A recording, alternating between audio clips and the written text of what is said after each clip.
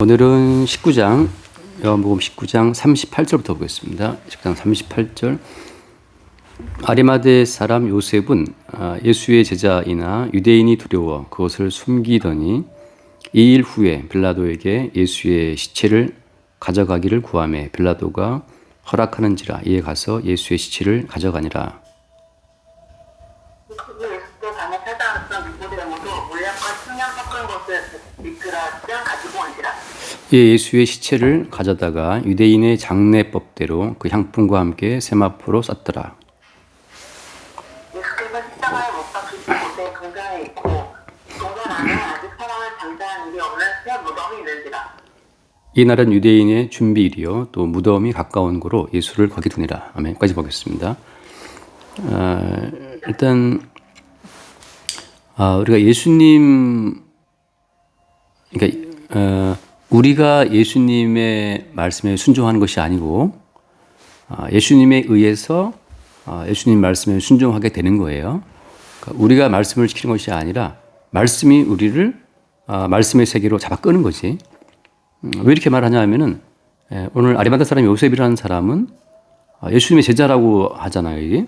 예수의 제자이지만 유대인이 두려워서 그것을 숨기더니라고 했어요. 그러니까 예수님을 따르고 싶은데 두려워서 유대인이 두려워. 왜냐하면 이제 그 당시에는 예수님을 따라가면 출교를 시켜버리기 때문에 이 아리마다 사람 요셉이라는 사람은 공회의원이거든. 말하자면 이제 지금으로 치면 국회의원보다 더 높은 지위예요. 유대 사회에서 사내들인 공회라고 하는 것은 거의 뭐 입법, 사법, 행정을 다 관장할 수 있는 정도의 권한이 있는 사람들이니까. 또 바리새인 중에 바리새인이고, 그러니까 상당히 그 유대 사회에서 올라갈 수 있는 최상위 계층에 올라간 사람이란 말이지. 그 최상위 계층에 올라갔는데 예수님을 따른다고 해서 출교당해 버리면, 그러니까 출교당하는 순간 다 모든 걸 잃어버린다고. 그러니까 모든 지위와 명예를 잃어버리기 때문에 감히 이제 예수를 따른다고 하는 그 사실을 공개적으로 말할 수 없는 그런 상태란 말이죠. 그러니까 사람은 사실은 자기 의지로 자기를 다 부인하고 예수를 따라간다는 건 불가능해요. 그래서 결국 오늘 마찬가지로 이 사람이 그동안 계속 자기의 어떤 신분, 예수의 제자라는 걸 숨기고 있다가 2일 후에 빌라도에게 예수의 시체를 달라고 해서 그 자기의 무덤에다가 예수님의 시체를 둔단 말이지. 그러니까 무슨 말인가 하면은 이 요셉이라는 사람은 예수님의 그 시체를 자기 무덤에 장사함으로써 예수님의 그 묘실이 부자의 묘실이라고 하는 그 말씀을 이루는 일에 동원된 거예요. 한번 말씀 볼게. 이사야 말씀 보면 이사야 53장에 보면 이사야 53장 이제 메시아에 대한 예언이라고 이제 보진데 이사야 53장 자 9절 말씀 보면 이사야 53장 9절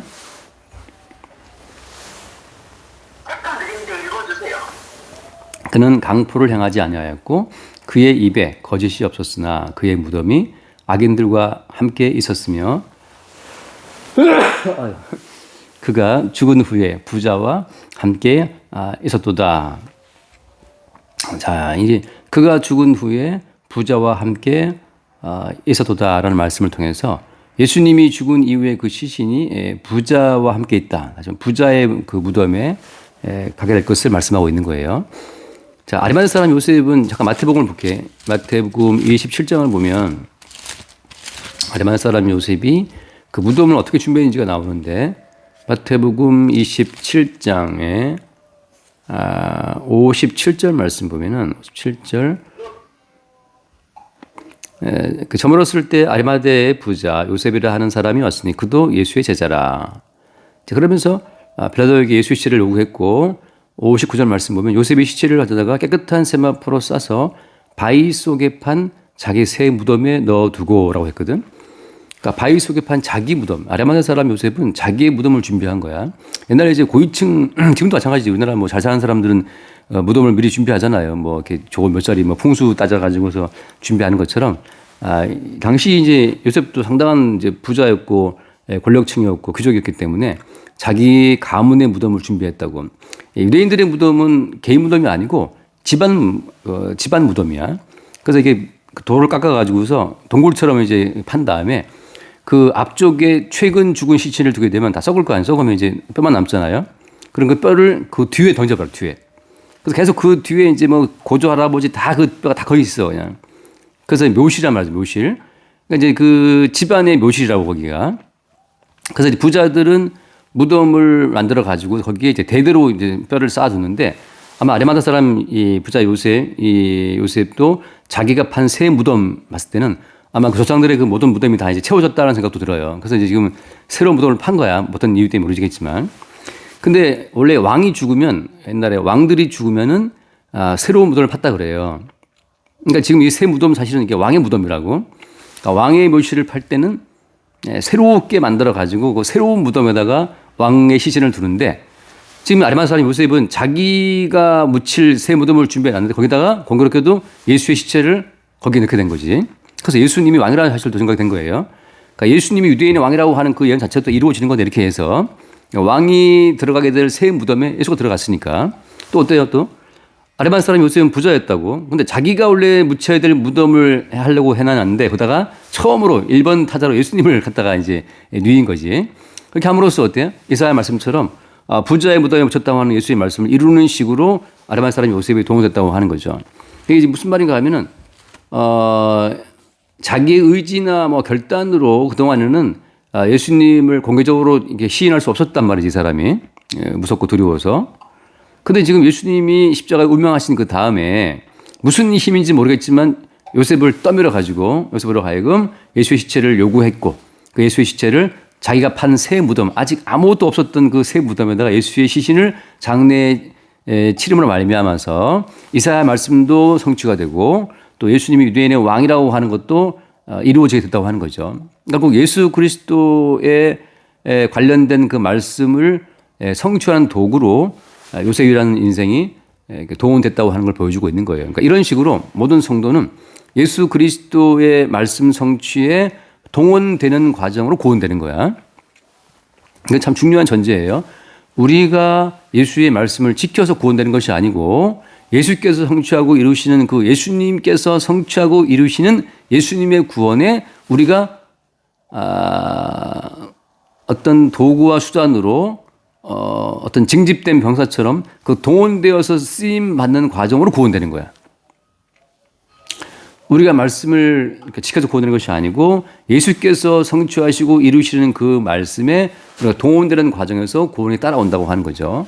그러니까 지금 이런 말씀을 대하면서 나도 뭐 이게 수없이 많이 들었지만 요셉처럼 용기를 내서 마지막에는 예수님의 시체를 장례시켰던 이 용기를 본받자 뭐 또 그렇게 말하는 분도 많고 뭐 어마어마하게 말이 많이 있어요. 근데 다 어떤 인간의 의지와 인간 어떤 그 주체성 자체에 초점을 두고 말씀을 대한단 말이지. 근데 내가 늘 말하지만 롯과 그의 식구들도 그 소돔성이 멸망할 때 이제 그들의 의지로 구된 게 아니거든. 천사들이 롯과 두 딸과 아내의 손목을 잡고 끌어냈단 말이죠. 이렇게.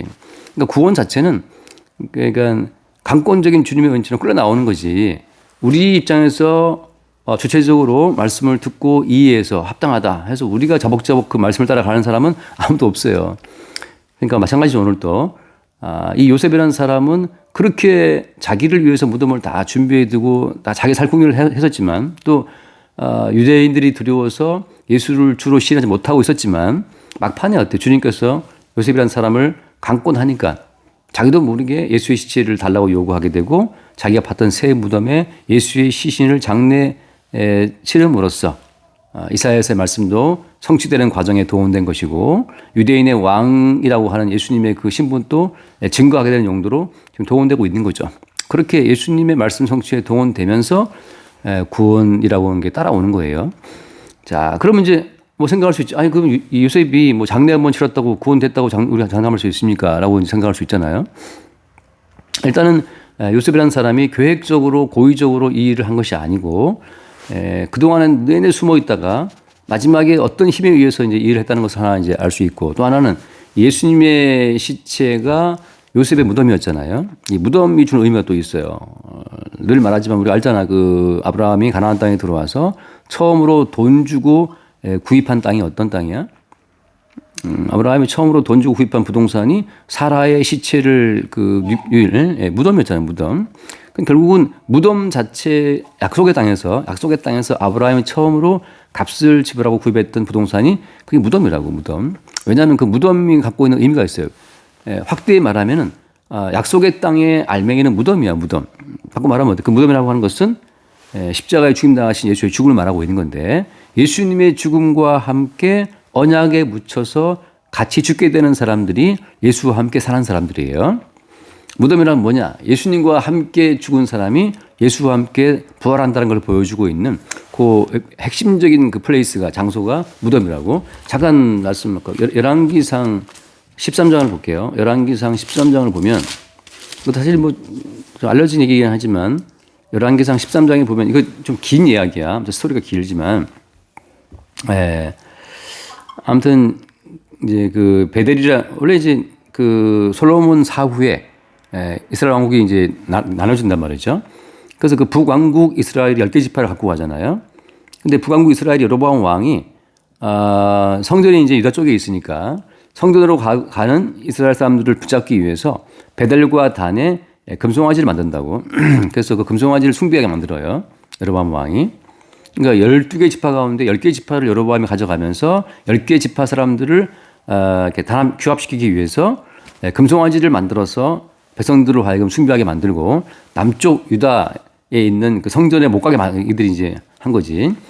그런 상태에서 남쪽의 선지자가 이제 북쪽에 올라와서 금송아지를 숭배하는 사람들을 책망하는 이제 사건이 벌어진다고. 자, 이게 긴 이야기지만 한번 볼게요. 여기 13장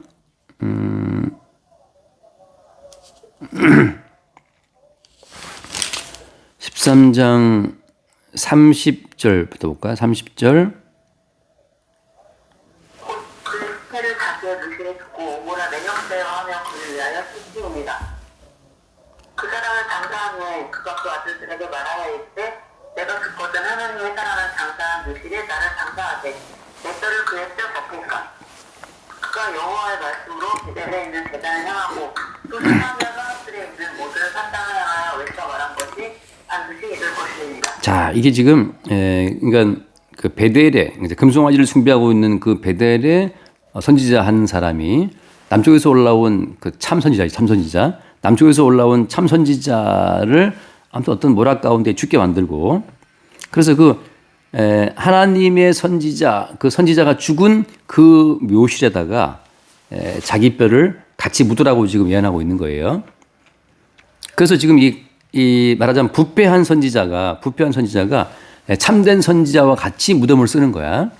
그러니까 자기 무덤에다가 참된 선지자의 뼈를 같이 묻게 함으로써 지금 같은 무덤에 묻혀 있는 거예요. 누가? 참된 선지자의 뼈가 묻힌 곳에 자기도 같이 묻힘으로써 같이 무덤을 쓰고 있는 거야. 근데 어떻게 되냐면 이게 이제 나중에 이게 한 300년인가 뒤에 요시야 왕이 와서 무덤들을 다 파헤쳐가지고 이 가짜 선지자들을 다 불태우거든.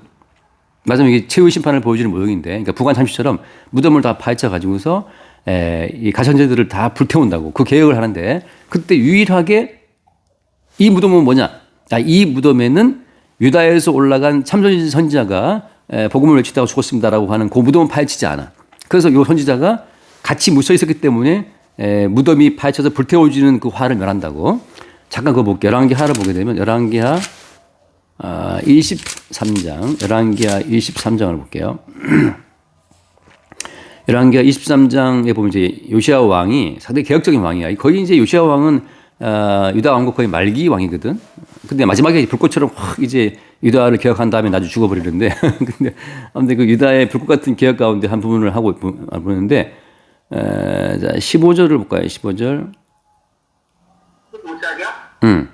또한 이스라엘에게 범죄한 들바세 아들 여로보암이 그들의 세운 제단과 산당을 왕이고 또 그 산당을 불사르고 쌓아서 가루를 만들며 또 아세라 목상을 불사랐더라. 당시 여로보암 왕이 베델과 단에다가 금송아지를 세우고 또 제단을 만들고 또 지멋대로 제사장을 임명해 가지고서 자기 나름의 종교를 만든 거예요. 그러니까 남쪽 유다 예루살렘에 있었던 그 성전 제도를 모방해 가지고 이제 뭐 사쿠라라 그러나 아무튼 가짜로 만들어서 운영하겠다고 이 여로보암 왕이. 그래서 그걸 다 지금 요시야 왕이 때려 부수고 있는 거라고.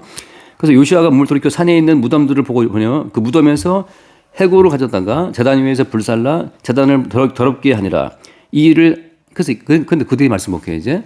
그러니까 이제 요시야 왕이 무덤들을 다 파헤쳐 가지고 해골들을 다 끄집어 갖고 제단을 다 불태워 버렸어. 그런데 이제 17절 말씀 보니까 요시야가 이르되 내게 보이는 저것은 뭐냐 무슨 비석이냐 하니까 성읍 사람들이 말하되 왕께서 베델의 제단에 대하여 행하신 이 일을 전하러 유다에서 왔던 하나님의 사람의 묘실입니다. 그러니까 그러면 그것은 그대로 둬라. 그의 뼈를 옮기지 말라 해서 우리가 그의 뼈와 사마리아에서 온 선지자의 뼈는 그대로 뒀다. 그래서 결국 그 선지자 때문에 아까 말했던 그 가짜 선지자, 담임 선지자도 같이 거기서 그 뼈가 그러니까 보존됐다고 하는 거죠. 그래서 이게 무슨 말인가 하면은 우리가 다 가짜야. 우리는 가짜고 우리는 이제 흔히 뭐 사쿠란가 뭐 그 사기꾼들인데 근데 똑같아요. 아리마다 사람이 요셉도 사람들이 두려워서 예수를 못 따라갔던 사람이란 말이지. 믿음이 없어요. 믿음이 없는 사람들이야. 근데 자기의 무덤에다가 예수의 시신을 거다 장례함으로 말미암아서 예수님과 함께 자기가 죽은 자라는 사실을 고백하게 되는 그 같은 믿음의 고백에 묶이게 된 거예요. 그래서 어때? 예수님께서 지옥의 형벌을 받지 않고 같이 부활하셨다고 하는 거지. 이 사실을 사도는 이렇게 또 본다면 로마서를 볼게요. 바울이 이렇게 이걸 해석하잖아요. 로마서 6장 3절 말씀 볼까요? 6장 3절. 안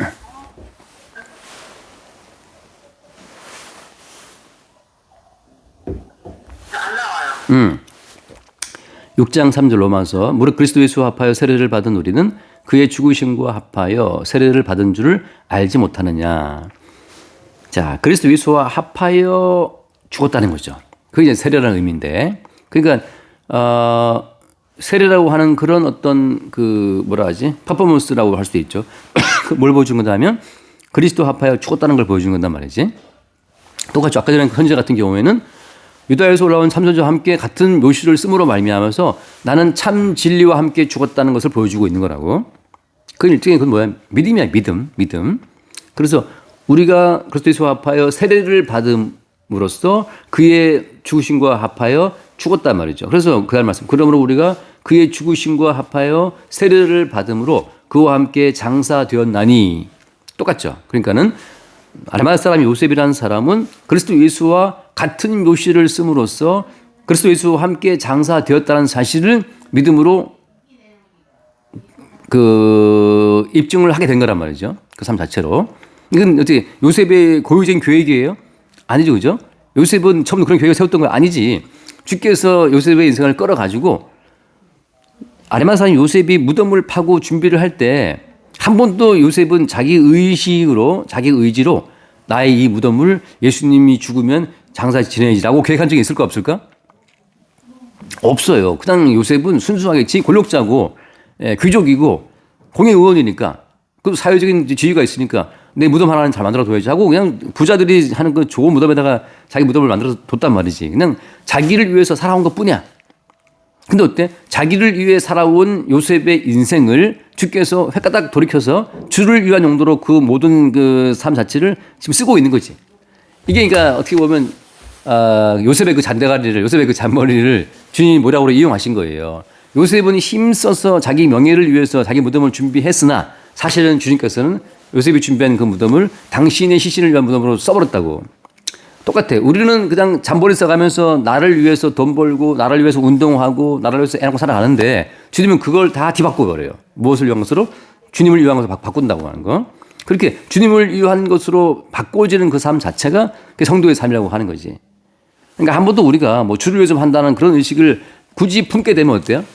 반드시 우리는 거기에 대한 보상을 요구하거든. 그러니까 주의 모략은 우리가 이기적으로 살았으나 결국은 뒤집어 보니까 주를 위한 인생이었다는 것으로 이게 발각 드러나게 함으로 말미암아서 주의 모략이 드러날 때 우리는 주를 향한 감탄과 찬송을 들을 수밖에 없고 기껏 나는 내 이기적인 욕망을 따라 살아왔기 때문에 그 이기적인 욕망을 부끄러워할 수밖에 없어요. 부끄러운데 주님은 괜찮다. 나는 다 내 따라 계획이 섰다. 네가 이렇게 할 때 나는 다 내 대로 계획을 가지고 네 인생을 끌어왔다는 사실을 말씀하심으로써 우리 가운데 주를 위한 찬송이 나오게 한다는 거죠. 그러니까 지금 요셉은 정말 자기 무덤을 준비했으나 주님은 그 무덤을 자기를 위한 무덤으로 지금 준비하고 있다는 사실을 보여주고 있는 거죠. 그래서 이것을 말하자면 이제 세례라는 그림처럼 함께 장사되었나니 이는 아버지의 영광으로 말미암아 그리스도를 죽은 자 가운데서 살리심과 같이 우리로 또한 새 생명 가운데서 행하게 하려 함이라.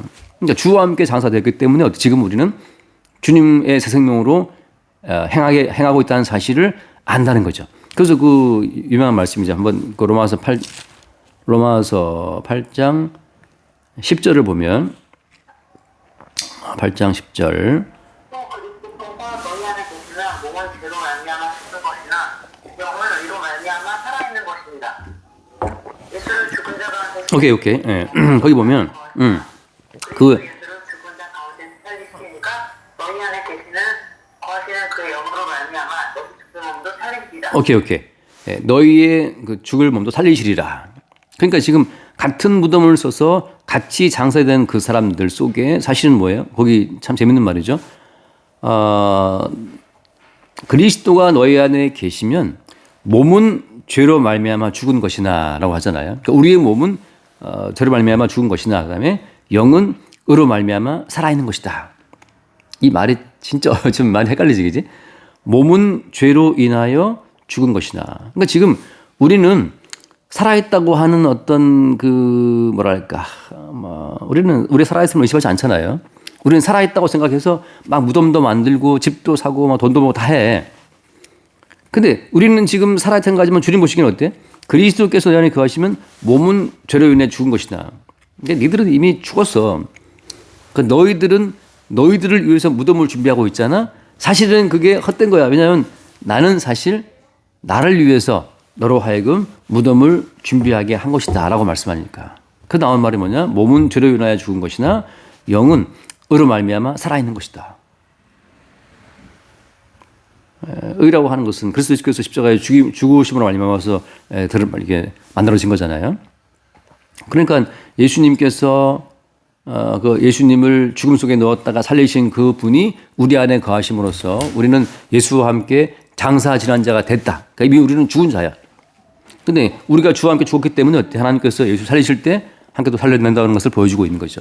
그러니까 이 무덤을 같이 썩었다는 그 말 자체는 주님과 함께 살아난다는 사실을 담보하게 되는, 예수와 함께 죽었기 때문에 예수와 함께 산다는 걸 보여주는 거죠. 그러니까 하나만 더 읽어보면은, 얼른 봅시다. 골로새서 2장 12절 말씀을 봅시다. 골로새서 2장 12절을 보면 2장 12절에 너희가 세례로 그리스도와 함께 장사되고라고 했잖아요. 그러니까 이 세례라고 하는 말을 다른 말로 어떤 표현을 쓰는 거예요? 무덤이에요, 무덤. 아까 말했던 그 베델의 그 약간 타락 선지자 같은 경우는 어때요? 무덤을 같이 씀으로 말미암아서 그 참 선지자와 함께 장사된 거잖아요. 여기서 이제 바울은 말하기를 너희가 세례로 그리스도와 함께 장사되고 한 것처럼, 어때도 사라와 아브라함과 이삭과 다 마찬가지죠. 언약의 땅의 그 배꼽은, 언약의 땅의 핵심은 무덤이라고, 무덤. 왜? 언약의 땅이라고 하는 것은 예수님이 십자가에 죽임당하시는 곳이기 때문에 예수와 함께 십자가에 죽임당하시는 곳, 십자가의 죽음에 함께 참여한다는 뜻에서 무덤을 쓰는 거예요. 언약의 땅에서 제일 처음으로 아브라함이 돈 주고 구입한 그 땅의 무덤이라는 사실은 예수님의 무덤과 같이 무덤을 쓰게 될 것 자체를 보여주고 있는 그림이라고.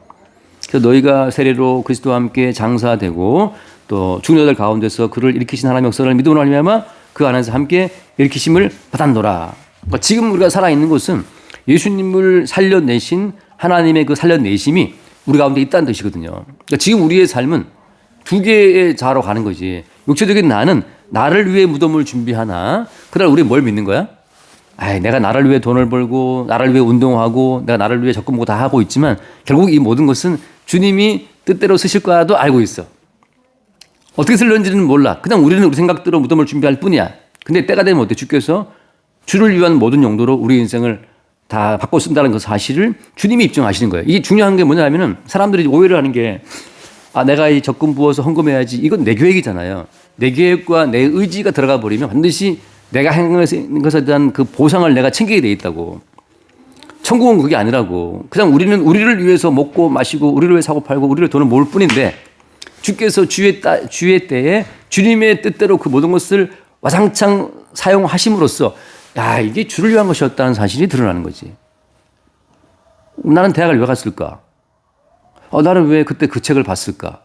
나는 그때 왜 그 영화를 봤을까? 그거 생각하게 되면 뭐 여러 가지 이유가 있지만 내가 어떤 뭐 영화를 봤다고 치면 내가 그 영화를 본 것은 언젠가 주를 위해서 이 영화를 써먹어야지 하고 본 게 아니라고. 그냥 나는 심심해서 재밌으다가 영화를 본 것 뿐이야. 근데 어떤 순간에 그 영화의 그 모든 스토리들이 복음으로 다시 재해석이 되면서 복음 내용도로 쓰인단 말이에요. 그래서 그때 주님이 그 영화를, 그 책을, 또 그 경험을, 그 만남을 갖게 했다는 사실을 보게 되는 거죠. 그때 이제, 주님이 주관하셨군요, 내 인생을 하고 뒤늦게 무릎을 치는 거야. 우리가 미리 알아서 이렇게 저렇게 뭐 내가 주를 위해서 이 장차 쓸 수 있으니까 이 공부를 하고 이 책을 읽고 이 영화를 보고 그 사람 만나고 뭐 해야지, 그게 아니라는 거죠. 돌아와서 봅시다. 그래서 요한복음 19장. 그래서 이제 38절 말씀에 한 번 더 읽어봐요. 38절 말씀. 아리마대 사람 요셉은 예수의 제자나 유대인의 들어 그것을 푸시더니 이일 후에 빌라도에게 예수의 시체를 가져가기를 구하매 빌라도가 허락하는지라 이에 가서 예수의 시체를 가져가자. 자, 또 한 명이 등장하죠. 39절 말씀 보니까 일찍이 예수께 밤에 찾아왔던 니고데모도 몰약과 침량 섞은 것을 100리터라쯤 가지고 온지라. 니고데모도 나온단 말이죠. 니고데모 마찬가지. 니고데모도 공회 의원이에요. 잠깐 요한복음 3장을 보면 요한복음 3장 1절 말씀에 보면 그런데 바리새인 중에 니고데모라 하는 사람이 있으니 유대인의 지도자라. 그러니까 이 니고데모도 유대인 지도자니까 사내들인 공회 의원이라고도 한단 말이죠. 그러니까 똑같아요. 이 바리새인이고 아까 알마사 요셉과 마찬가지로 상당히 그 유대 사회에서는 지도자급 인물들이고 귀족들이고 뭐 상당한 권력을 갖고 있는 사람들이죠. 그러니까 좀 특이하게도 예수님이 십자가 못 박혀 죽었을 때는 베드로, 요한, 야고보 다 도망가 버리고 없고 누가 있냐면 이 나름 그 유대 사회의 권력층의 사람들이 남몰래 예수를 믿고 흠모하고 있다가 그때 나타나가지고 이 장례를 수습하면서 마지막 예수님의 그 장례에 대한 예언의 말씀을 잃어버려요. 이 재밌는 게 그러니까 아무도 내가 다 했어라고 말을 못해. 그러니까 우리가 그렇잖아요. 뭐 유능한 어떤 리더 같은 경우 주변에 다양한 종류의 부하들이 있잖아. 뭐 회계를 잘하는 사람, 전략이 좋은 사람, 인플루언서 다 두루두루 있는 것처럼 지금 주님께서는 주님의 언약을 이루는 과정 가운데에서 나사렛 출신들 뭐 갈릴리 출신들 어부들도 쓰시는 거고 또 말씀을 이루는 과정 가운데서 이렇게 당시 유대 사회의 최고 엘리트 계층 또 쓰시는 거예요. 그러니까 우리가 어떤 사람들을 이렇게 함부로 이렇게 뭐랄까 이 시대의 어떤 상징 계급으로 이렇게 함부로 이렇게 치부할 수 없는 거는 주님이 쓰시면 쓰시는 거니까. 그러니까 뭐 특정한 그 계급으로 사람을 차별할 수도 없는 거예요. 그래서 우리가 그런 말씀 있잖아. 그 한번 디모데 전서를 잠깐 한번 읽어 넘어올까요? 시간이 디모데 전서 그 전서 맞나는데 지금 아주 헷갈리네. 하나님은 모든 사람이 구원을 받으며 그게 어디 있나? 전서 2장. 디모데전서 2장 2장 4절을 먼저 보면 2장 4절에 하나님은 모든 사람의 구원을 받으며 진리를 아는 데에 이르기를 원하시느니라. 자, 여기서 보면 하나님은 모든 사람이 구원을 받으면 하잖아요. 그래서 이 모든 사람이라는 자체, 이 모든을 이제 전 지구상 모든 인류를 말하는 건 아닌 걸 알죠? 그건 아니고 그 위에 볼수록 나오지만 2장 2절에 보면 2장 2절에 임금들과 높은 읽어봐요. 지위에 있는 모든 사람을 위하여라. 이는 우리가 모든 정권과 단정함으로 고요하고 평안한 생활을 하려고 하는 중입니다. 그러니까 임금들과 높은 지위에 있는 모든 사람들까지도 주께서 택하신 받은 사람들이 있을 수가 있어요. 그러니까 주님이 택하신 모든 사람이 구원받기를 지금 바울이 기도하고 있는 거예요. 그중에 누구도 포함되는 거야? 임금들과 높은 지위에 있는 사람도 포함되는 거예요. 그러니까 저 사람은 평생 잘 살았는데 뭐 이렇게 쩍가도 돼. 그런 것이 아니고 임금들과 높은 지위에 있는 모든 사람은 또 그 지위에서 할 수 있는 일들이 있어요. 복음을 위해서. 그걸 위해서 지금 기도하고 있는 거지. 돌아와서 시간이 가니까. 그래서 이 3장에서 재밌는 사건은 그거죠. 니고데모가 와서 뭐 엘리트고 바리새인이었으니까 굉장한 사람이지만 예수님께 어떤 데 책망을 들었어요? 거듭나야 사람들 볼 수 있다 하잖아요. 그러니까 물과 또 성령으로 거듭나야 된다라고 한 것을 이제 그때 이 사람이 그걸 못 알아듣죠. 그죠? 못 알아들었어요. 어떻게 그럴 수 있냐 하면서 물었는데 이 니고데모와의 대화 가운데에서 예수님이 하나의 방점을 찍은 것이 있어요. 거듭남이 물론 핵심이긴 하지만 또 하나 찍은 핵심이 뭐냐면 14절 말씀 볼까요? 3장 14절. 요한복음. 요한복음. 내가 볼게요. 3장 14절. 모세가 광야에서 뱀을 든 것 같이 인자도 들려야 하리니라고 되어 있거든. 그래서 니고데모와의 대화에서 포인트가 몇 개 있는데 하나의 포인트는 거듭남이고 또 하나의 포인트는 인자가 저 광야에 그 했던 노뱀처럼 인자가 달려야 된다, 들려야 된다. 이는 그를 믿는 자마다 영생을 얻게 하십니다. 하면서 이제 하나님 세상을 처음 사랑하사 그 말씀 쭉 하신단 말이죠. 그러니까 예수님께서 하신 말씀 가운데 핵심은 인자가 광야에서 모세가 뱀 든 것처럼 들려야 된다라는 그 말씀을 했어요. 근데 어때? 니고데모가 쭉 지금 사실은 이제 예수님의 십자가 죽음 자체를 결의할 때 결국 사내들인 공회 니고데모가 속해 있는 사내들인 공회 가운데서 이게 결의된 거란 말이죠. 1차적으로 예수님의 죽음 자체는 사내들인 공회에서 결의된 거예요. 마치 뭐 윤석열 대통령 탄핵 국회에서 탄소추안이 발의되는 것처럼 그 공회에서 결의된 건데 물론 여기서 이제 아르마다 요셉 자체는 약간 얼른 읽어볼까? 거기 누가복음 약간 말씀할게요. 누가복음 23장 말씀 보면 누가복음 23장을 보면은 23장 50절 51절 한번 봐보세요. 23장 50절 51절. 공의 의원으로 선하고 의로운 요셉이라 하는 사람이 있으니 그들의 결의와 행사에 찬성하지 아니한 자라. 오케이. 그는 유대인의 동맹을 안좋아하셨다는 것. 이 요셉에 대한 묘사가 또 나오는데 이건 뭐냐면 이제 그들의 결의와 행사에 찬성하지 않았다. 결국은 예수님을 십자가에 못 박아 죽이자라고 하는 그 공회의 회의에서 지금 이 요셉이라는 사람은 그러니까 찬성표를 안 던진 사람이야. 대통령 하나의 소추안 발의할 때 반대하는 사람들이 있잖아요. 찬성하는 사람도 있고. 그런 것처럼 이 지금 공회 의원이었던 요셉, 아리마사 요셉은 예수님이 왜 죽어야 되느냐 하고 이제 찬성하지 않은 사람이지. 그러니까 니고데모도 마찬가지로 아마 찬성하지 않았을 거예요. 왜냐면 쭉 지금 예수님이 걸어오신 길을 보니까 뭔가 저 사람한테 뭐가 있거든. 이제 돌아와서 이제 봅시다. 그래서 이 니고데모가 뭘 준비해 왔어요? 니고데모도 몰약과 침량 섞은 것을 100리터쯤 가지고 왔잖아요. 재밌는 게 이 몰약과 침량 100리터라고 하는 것이 이게 어마어마한 양이라는 거죠. 이게 뭐 다 찾아보면 나오지만 100리터 그러니까 한 거의 32kg 정도 되는 정도 이제 무게인데 이게 몰약과 이 침양 섞은 것, 이 예수의 시체를 바르려고 갖고 온 이 자체는 흔히 말하는 왕이 죽었을 때 왕의 시신을 수습할 때 들어가는 그 정도의 몰약과 침양이라고 하는 거죠. 그러니까 이건 어떻게 보면 이것도 니고데모도 지금 자기가 죽으면 자기가 어떤 쓸 장례를 위해서 그동안 꾸준히 모아왔던 거야. 왜냐하면 이 100리터라고 하는 이 단위는 하루에 구현할 수 없대요. 너무나 이게 귀한 거기 때문에. 그러니까 오랜 세월을 두고 조금씩 이걸 사 모아온 거야. 마치 아리마다 사람 요셉이 자기의 무덤을 준비했던 것처럼 니고데모는 어때 또? 자기가 죽었을 때 자기 몸에 바를 향유를 또 준비해 온 거야. 이렇게. 그러니까 다 웃기는 인간들인데 이게. 우리가 인생 살 때 노후자금 필요해, 은퇴자금 필요해서 은퇴자금 준비하잖아요. 또 내가 죽으면 어디다가 뭐지 써라 뭐 다 그 모든 걸 다 준비해 온단 말이지 나이가 들면. 근데 이 사람들은 지금 자기의 무덤을 팠고 자기가 죽으면 자기 시체에 바를 향유를 그동안 준비해 왔는데 다 결국 어때? 예수를 위하여서 다 써버려 마는 거지 이렇게. 근데 어떻게 이름 없이 죽은 한 젊은이를 위해서 100리터라는 엄청난 양을 쓸 필요까지 없거든 사실. 조금만 쓰면 돼. 이거 왜 왕이 죽을 때 쓸 정도 양을 왜 다 허비하냐고 어떻게 보면. 근데 마지막에 몰빵한 거예요. 예수님의 그 장례를 위해서.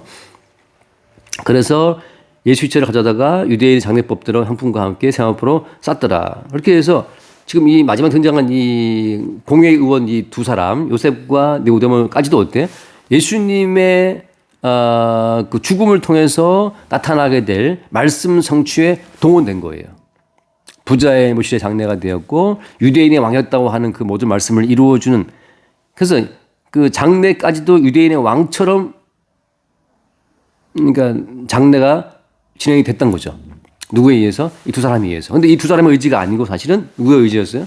결국 말씀을 성취하시는 주님의 의지에 의해서 이들이 동원되어 온 것이. 바꿔 말하면 이들이 그동안 말씀을 지키고 바리새인으로 열심히 살아오고 공회의원으로서 존경받으며 살아왔던 그 모든 삶 자체는 결국 예수 그리스도의 십자가 죽음을 통해서 이루어지게 될 말씀 성취를 위해서 그렇게 오랜 세월 준비되어 왔던 거였어. 봄부터 서촉새는 그렇게 울었나 보다. 그들을 만나기 위해 많은 예배를 했는지 몰라 한 것처럼 그리고 예수님의 장례를 치르면서 장례에 관련된 말씀 성취를 위해서 이 두 사람의 인생은 그렇게 치열한 인생을 살아왔던 거였어요. 바리새인 사회에서 공회의원으로 올라가려면 이게 엄청난 경쟁을 뚫고 올라가야 되거든. 아니 초엘리트야.